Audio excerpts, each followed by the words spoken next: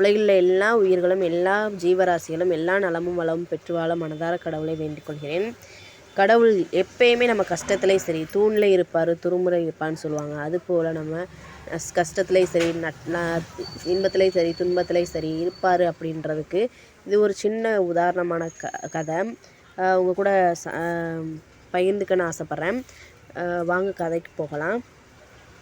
நல்லவருக்கு பக்கத்தில் தான் எப்போயுமே கடவுள் இருப்பாருன்னு சொல்லுவாங்க பெரியவங்களும். ஏன்னா நம்ம எப்போயுமே நல்லவங்களாக இருக்கணும் அப்படின்றக்காண்டி தான், நேர்மையாகவும் நல்ல நெறியுடன் ரொம்ப நாளாக இருக்கணும் அப்படின்றதுக்காக அப்படித்தான் இங்கே ஒருத்தர் வாழ்ந்துக்கிட்டு இருந்திருக்காரு. அப்போ அவர் காலம் முடிஞ்சதுமே போய் சொர்க்கத்துக்கு போயிட்டார். ரொம்ப பிரியமாக கடவுள் உபசரித்தார் அவரை. ரொம்ப சந்தோஷமாக இருந்துச்சு. உங்கள் அன்பு ஆசீர்வாதம் எனக்கு எப்போயுமே வேணும் அவர் கடவுள்கிட்ட வேண்டாரு. அப்போ எப்பயுமே உனக்கு அது உண்டு, அன்பு ஆசீர்வாதமும் என்னோட ஆசீர்வாதம் உனக்கு எப்பயுமே உண்டு அப்படின்னு சொல்லி கடவுள் சொல்கிறாரு. ஏன்னா நீ ரொம்ப உண்மையாகவும் நேர்மையாகவும் வாழ்ந்திருக்க உன்னோட வாழ்க்கை நாட்களில் அப்படின்னு சொல்கிறாரு. நீ இந்த உலகத்துக்கு வாழ்ந்துட்டு இருந்தப்போ உனக்கு பின்னாடியே தான் நான் வந்துக்கிட்டு இருந்தேன் அப்படின்னு சொல்கிறாரு.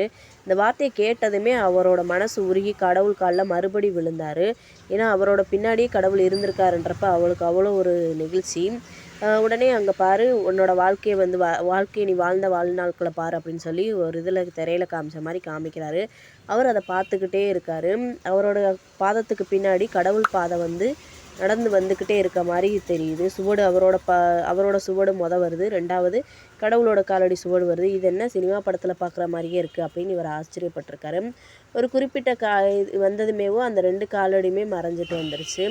அதாவது ஒரு ஆள் வர மாதிரி மட்டும்தான், காலடி மட்டும்தான் தெரிஞ்சிருக்கு. அதை பார்த்ததுமே அந்த ஆளுக்கு இன்னும் கஷ்டமாக போச்சு. ஏன்னா நம்ம வாழ்க்கையில் ரொம்ப கஷ்டப்பட்ட நேரத்தில் நம்ம கடவுள் தனியாக விட்டுட்டாரே அப்படின்னு ரொம்ப கவலைப்பட்டிருக்காரு. அப்போ அவர் முகத்தை பார்த்ததுமே கடவுள் ஏன் ஒரு மாதிரியாக இருக்குது அப்படின்னு கேட்குறாரு. வாழ்நாள் பூரா நீங்கள் பின்னாடியே தான் வந்திருக்கீங்க, என்னை காப்பாற்றிருக்கீங்க. ஆனால் நான் வாழ்க்கையில் ரொம்ப கஷ்டப்பட்ட சமயத்தில் நீங்கள் என்னை தனியாக விட்டுட்டீங்களே அப்படின்னு நினச்சி வருத்தப்பட்டிருக்கேன். ஆனால் இப்போ ஏன்டா வருத்தப்பட்டோம் அப்படின்ற மாதிரி இருக்குது.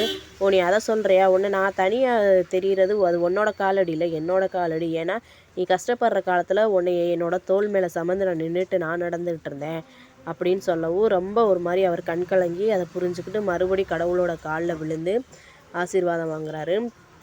நல்லவங்களுக்கு எப்பயுமே துணையாக கடவுள் இருப்பார். இதை நம்ம கைவிடவும் மாட்டாருன்ற ஒரு நம்பிக்கை இந்த கதை மூலமாக நம்மளுக்கு உணர்த்துது.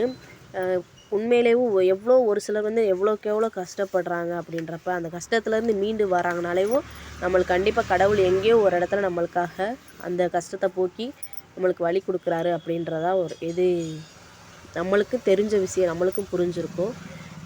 நன்றி. மறக்காமல் என்னோடய சேனல் பிடிச்சிருந்தா சப்ஸ்கிரைப் பண்ணுங்கள். தேங்க்யூ.